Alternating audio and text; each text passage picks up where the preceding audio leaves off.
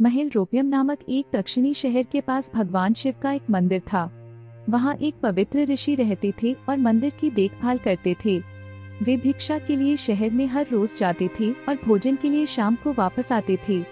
वे अपनी आवश्यकता से अधिक एकत्र कर लेते थे और बाकी का बर्तन में डालकर गरीब मजदूरों में बांट देते थे, जो बदले में मंदिर की सफाई करते थे और उसे सजावट का काम किया करते थे। उसी आश्रम में चूहा भी अपने बिल में रहता था और हर रोज कटोरे में से कुछ न कुछ भोजन चुरा लेता था। जब साधु को एहसास हुआ कि एक चूहा भोजन चोरी करता है, तो उन्होंने इसे रोकने के लिए सभी तरह की कोशिशें की। उन्होंने कटोरे को काफी ऊंचाई पर रखा ताकि चूहा वहां तक पहुंच न सके, और यहाँ तक कि एक छड़ी के साथ चूहे को मार भगाने की भी कोशिश की, लेकिन चूहा किसी भी तरह कटोरे तक पहुँचने का रास्ता ढूंढ लेता और कुछ भोजन चुरा लेता था। एक दिन एक भिक्षुक मंदिर की यात्रा करने के लिए आए थे, लेकिन साधु का ध्यान तो चूहे को डंडे से मारने में था और वे भिक्षुक से मिल भी नहीं पाए। इसे अपना अपमान समझ भिक्षुक क्रोधित होकर बोले, आपके आश्रम में फिर कभी नहीं आऊंगा, क्योंकि लगता है मुझसे बात करने के अलावा आपको अन्य काम ज्यादा महत्वपूर्ण लग रहा है। साधु विनम्रता पूर्वक चूहे से जुड़ी अपनी परेशानियों के बारे में भिक्षुक को बताते हैं कि कैसे चूहा उनके पास से भोजन किसी न किसी तरह से चुरा ही लेता है। यह चूहा किसी भी बिल्ली या बंदर को हरा सकता है।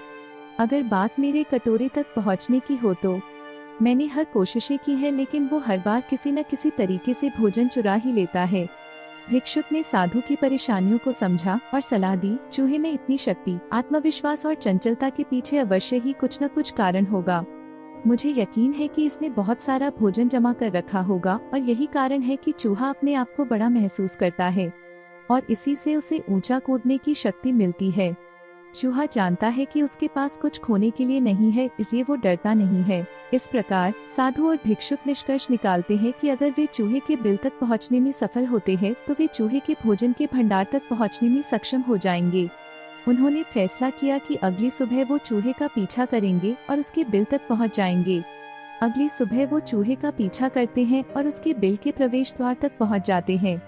जब वो खुदाई शुरू करते हैं तो देखते हैं कि चूहे ने अनाज का एक विशाल भंडार बना रखा है। फौरन ही साधु ने सारा चुराया गया भोजन एकत्र करके मंदिर में लिवा ले जाते हैं। वापस आने पर अपना सारा अनाज गायब देख चूहा बहुत दुखी हुआ और उसे इस बात से गहरा झटका लगा और उसने सारा आत्मविश्वास खो दिया। अब चूहे के पास भोजन का भंडार नहीं था, फिर भी उसने फैसला किया कि वो फिर से रात को कटोरे से भोजन चुराएगा। लेकिन जब उसने कटोरे तक पहुंचने की कोशिश की तब वह धड़ाम से नीचे गिर गया। उसे यह एहसास हुआ कि अब न तो उसके पास शक्ति है और न ही आत्मविश्वास। उसी समय साधु ने भी छड़ी से उस पर हमला किया। किसी तरह चूहे ने अपनी जान बचाई और भागने में कामयाब रहा और फिर वापस मंदिर कभी नहीं आया।